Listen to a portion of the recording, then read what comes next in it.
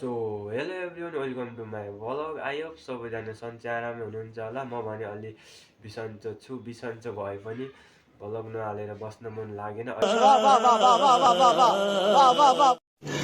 रुको जरा सबर करो बोला धक्का बुक्की नहीं। अहिले चाहिँ करिब साँझको 5 बजिरहेको छ र म चाहिँ आफ्नै कोठामा बसिरहेको छु र बाहिर आज चाहिँ बाहिर गएर भ्लग बनाएर हाल्ने हालत चाहिँ अलिक कमजोर छ।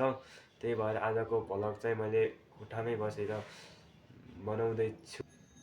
साथीहरू, कहिलेकाहीँ लाइफमा यस्तो दिन आउँछ जब हामी फिजिकल्ली स्ट्रङ हुँदैनौँ तर पनि मनभित्रको इच्छा शक्ति भने स्ट्रङ हुन्छ। त्यसैले गर्दा मैले अहिले भिडियो बनाइरहेको छु।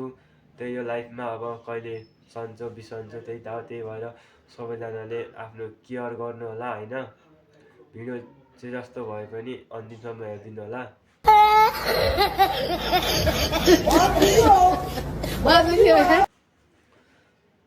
त्यही हो, आजको भिडियो चाहिँ अलि खासै रमाइलो छैन र रमाइलो नभए पनि अन्तिमसम्म हेरिदिनु होला।